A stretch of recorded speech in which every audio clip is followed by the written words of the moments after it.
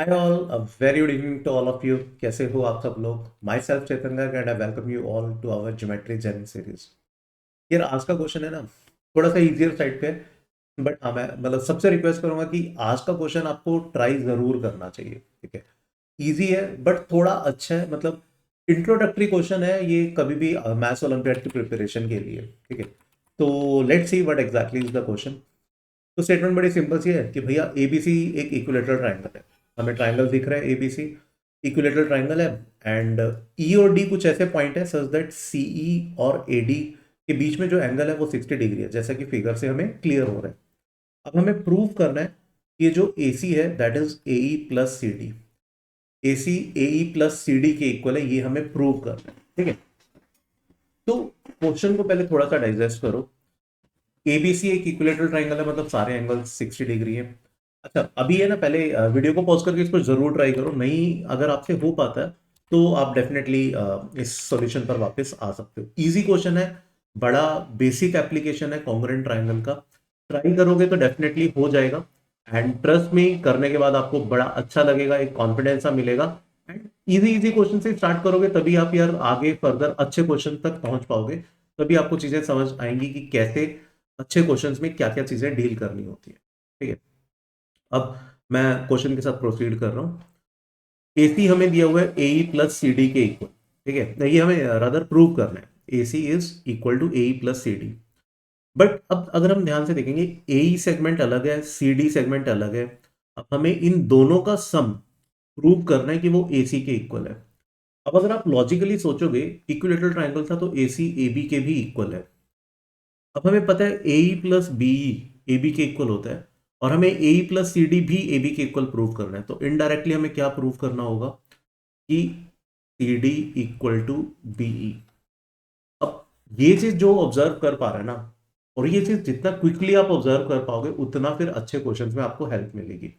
इसके अलावा आप और क्या सोच सकते थे, मतलब जिनको ये नहीं समझ में आ रहा, आप और what you could have thought, आप ऐसे भी सोच सकते थे कि भाई हमें हमें जो प्रूव करना है उसमें सी डी प्लस ए, सी डी प्लस ए हमें ए सी के इक्वल प्रूव करना है, बट ए सी तो सी बी के भी इक्वल है, और सी बी क्या है, C D plus D B.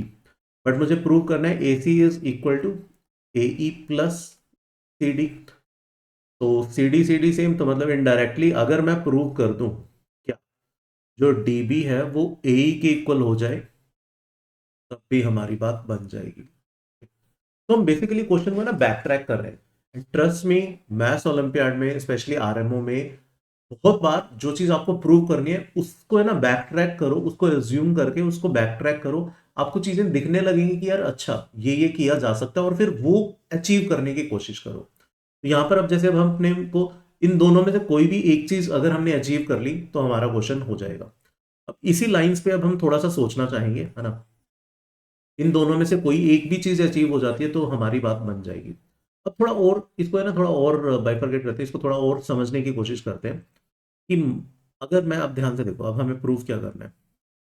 अगर हम बात करें कि भाई अगर ए ई मान लो बी डी के इक्वल है, अगर ए ई बी डी के इक्वल है, ये एंगल 60 डिग्री है, ये एंगल भी 60 डिग्री है, ठीक है? ए सी और ए बी भी इक्वल है, तो आइडियली ये दोनों ट्राइंगल्स कॉन्ग्रुएंट होनी चाहिए अगर ये डी बी इक्वल टू ए है। मैं पहले ये प्रूव करता हूँ, फिर मैं प्रूव करूंगा ये भी, हम इस तरीके से भी जा सकते थे। अब ध्यान से समझना, अगर मैं ट्राइंगल की बात करता हूँ B A D, B A D triangle, और अगर मैं बात करता हूँ उधर से ट्राइंगल कौन सी, ए सी ई, क्योंकि अगर देखो बी डी, अगर बी डी ए के इक्वल आ जाता है, B A equal to A सी तो है ही, बिकॉज इक्विलेटरल ट्राइंगल था, और एंगल भी इन बिटवीन जो ए बी और डी के बीच में है, और उधर ई ए और सी के बीच में एंगल ए है, ये 60 डिग्री है, तो साइड एंगल साइड से कॉन्ग्रुएंट हो जाती। तो अल्टीमेटली ये प्रूव करने के लिए आप इन दोनों ट्राइंगल्स को कॉन्ग्रुएंट प्रूव कर दो, ठीक है? ये टू प्रूव है, ये प्रूव हुआ नहीं है, ये प्रूव कर दो। तो अब देखो, अब यहां से बहुत सारा इनडायरेक्ट हिंट ये मिल गया कि आपको क्या करना है। तो हमें आइडियली ये दोनों ट्राइंगल्स कॉन्ग्रुएंट प्रूव करनी है। कौन सी, बी ए डी और एसी। अब बीएडी और एसी कॉन्ग्रुएंट प्रूव करने के लिए क्या क्या है आपके पास? अपने पास जो जो गिवन चीजें हैं, ये एंगल 60 डिग्री है, ये एंगल 60 डिग्री है बी, और वहां पर एसी में ए एंगल 60 डिग्री है। चलो ये दो चीज तो है। उसके अलावा बी ए साइड और एसी साइड ये इक्वल है ना? तो एंगल हमारे पास ए बी डी, ये 60 डिग्री है, और उधर से एंगल सी ए ई, है ना? सी ए ई, ये हमारा 60 डिग्री है। Apart from that B A equal to A C है, ये दोनों बराबर है। अब कोई एक चीज मिल जाए हमें, B D equal to A ही तो हमें प्रूव करना था। और या तो अब हमें कोई साइड मिल जाए, कोई साइड हमें इक्वल मिल जाए तो हमारी बात बन जाएगी, हाँ। या फिर कोई एक और एंगल मिल जाए।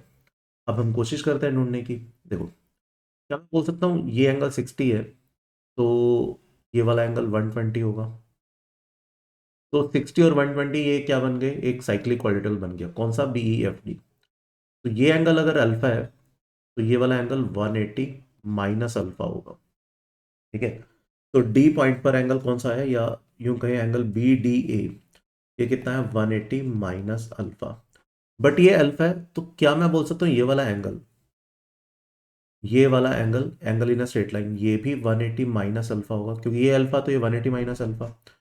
तो इसका मतलब एंगल ए ई सी, ये कितना आ गया? 180 माइनस अल्फा। तो क्या अब मैं एंगल साइड एंगल से क्या मैं बोल सकता हूँ कि भैया ये कौन सी चीज बन गई? एंगल एंगल साइड आएगा, सॉरी, एंगल एंगल साइड से, angle angle side, angle angle side से I can say that these two triangles are congruent. These two triangles are congruent, that will automatically imply that DB equal to AE, DB equal to AE हो गया। that will imply ये वाली चीज।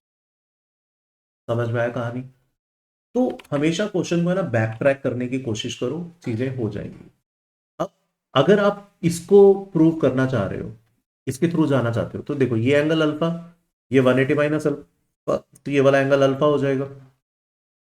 ठीक है, ये समझ में आना चाहिए, क्योंकि angle in a straight line 180 होता है। अब अगर आप एडीसी ट्राइंगल को देखोगे, एडीसी ट्राइंगल को देखोगे और उधर से आप देखोगे अगर कौन से ट्राइंगल को, ए,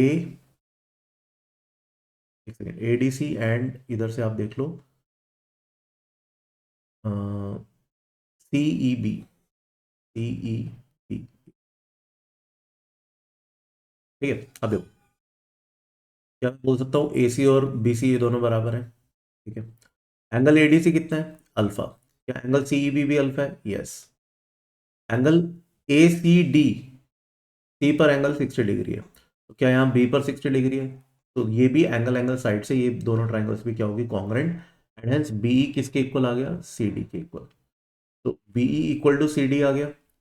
अब फिर से वही दोनों में ए ऐड कर दो, ये हमें जो प्रूव करना था उसका राइट हैंड साइड है। ठीक है, और बीई प्लस ए क्या बन जाएगा? ये आपका एक साइड बन जाएगी, जो क्योंकि इक्विलेटरल ट्राइंगल है तो तीनों साइड्स इक्वल होंगे, and hence A C is equal to C D plus ए।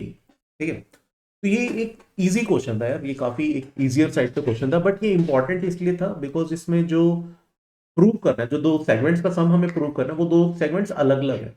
अब इस टाइप के क्वेश्चंस में ना जनरली अगर कहीं पर कंस्ट्रक्शन करनी होती है तो काफी बार है उन सेगमेंट को एक ही लाइन में लेकर आया जाता है। मतलब जैसे ये ए ही है, इसको सी डी को हम एक्सटेंड करते एक पॉइंट तक, लेट से एम पॉइंट तक, such that C M equal to A ही होता। बहुत जगह ये अप्रोच की जाती है, जब भी दो अलग अलग सेगमेंट है उनको पहले क्लब किया जाता है। ठीक है, यहाँ पर बोल दो उसकी हमें जरूरत नहीं पड़ी बिकॉज ये थोड़ा सा डायरेक्ट साइड पर था ये क्वेश्चन। तो होपफुली यार ये वाला क्वेश्चन अभी आप समझ में आया होगा। ठीक है, एंड अब अपन मिलेंगे नेक्स्ट ज्योमेट्री जम क्वेश्चंस में, उसमें एक नए क्वेश्चन के साथ स्टार्ट करेंगे, है ना? That is it from today session. Next session में मिलते हैं। Till then please take a very good care of your self. Thank you, bye bye, God bless you all.